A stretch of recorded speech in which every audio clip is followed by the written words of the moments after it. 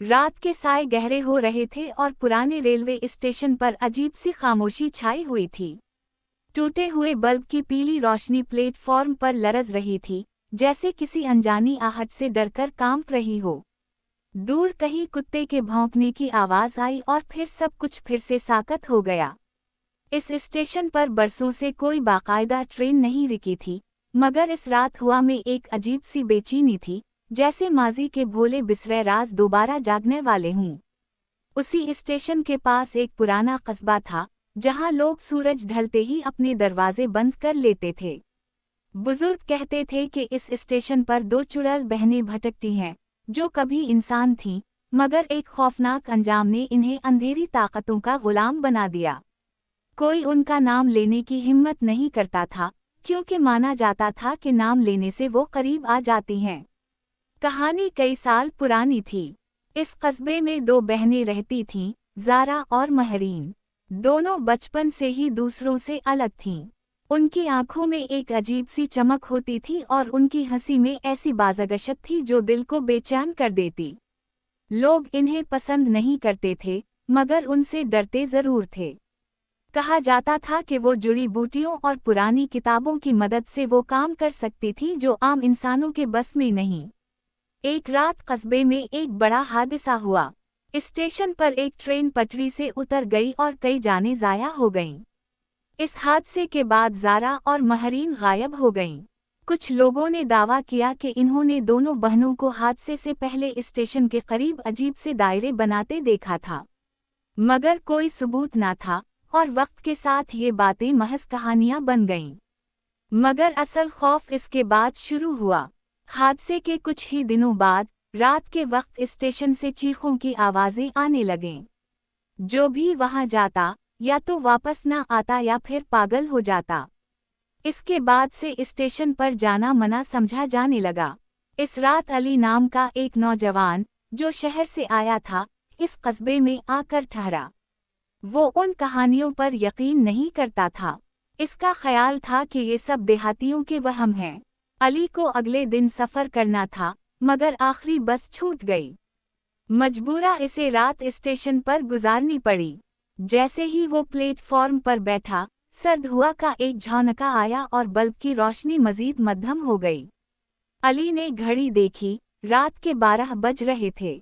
अचानक इसे लगा जैसे किसी ने इसका नाम पुकारा हो। इसने इधर इधर देखा, मगर वहां कोई ना था। फिर इसने कदमों की आहट सुनी। आहिस्ता आहिस्ता दो साए अंधेरे से निकलकर रोशनी में आने लगे।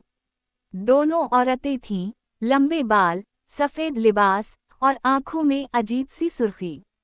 अली का दिल जोर जोर से धड़कने लगा। वो कुछ कहना चाहता था, मगर आवाज़ गले में ही अटक गई।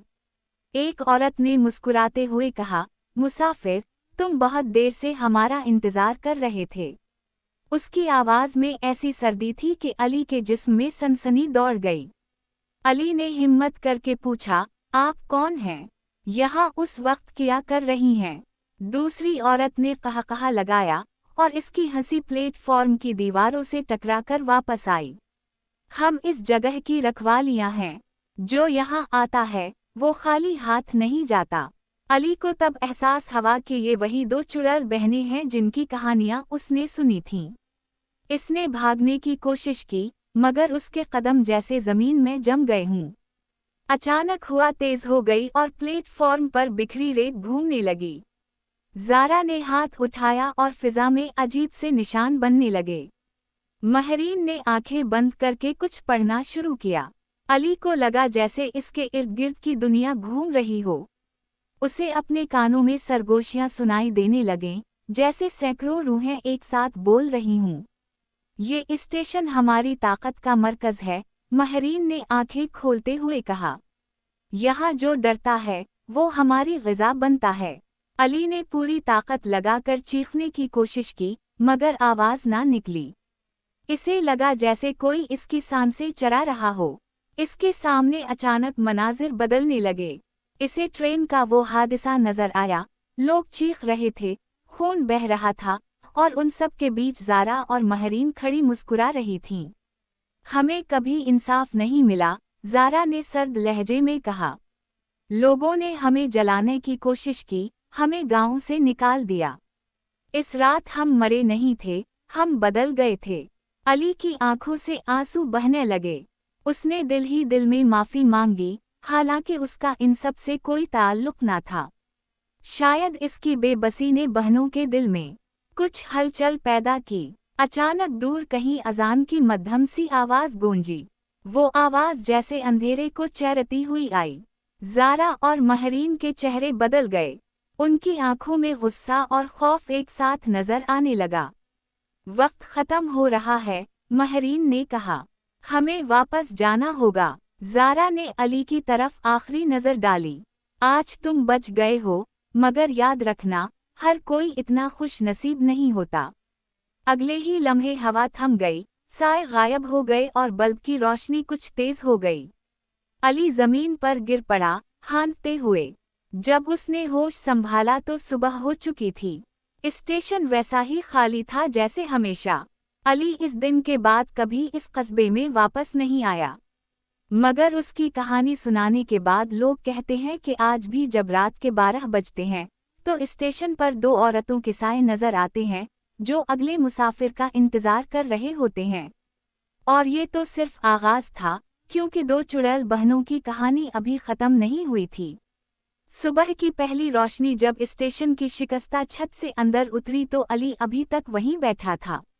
इसका जिस्म सर्द हो चुका था और आंखों के नीचे गहरे हल्के पड़ गए थे। रात का हर मंजर इसके जहन में ताज़ा था, जैसे सब कुछ अभी अभी हुआ हो। वो बार बार खुद को चटक्की काट कर यकीन दिलाता रहा कि वो ख्वाब नहीं था। प्लेटफॉर्म पर पड़ी रेत, टूटा हवा बल्ब और पटरियों के बीच फैली खामोशी गवाही दे रही थी कि इस रात कुछ गैर मामूली जरूर हुआ था। अली जैसे ही उठा, इसके कदम लड़खड़ा गए। इसे यूं महसूस हो रहा था जैसे इसकी रूह अभी तक वहीं कैद हो। वो तेजी से स्टेशन से निकला और कस्बे की तरफ चल पड़ा। कस्बे में सुबह की हलचल शुरू हो चुकी थी, मगर लोगों के चेहरों पर अजीब सी संजीदगी थी। जैसे ही अली ने किसी से बात करने की कोशिश की, वो लोग नजरें चरा लेते या मुख्तसर जवाब देकर आगे बढ़ जाते। आखिरकार अली एक पुराने चाय खाने में दाखिल हुआ। वहाँ एक बूढ़ा शख्स बैठा था, सफ़ेद दाढ़ी, झक्की हुई कमर और आंखों में सदियों की थकन। अली ने हिम्मत करके उसके सामने बैठते हुए कहा, बाबा, क्या आप स्टेशन की कहानी जानते हैं?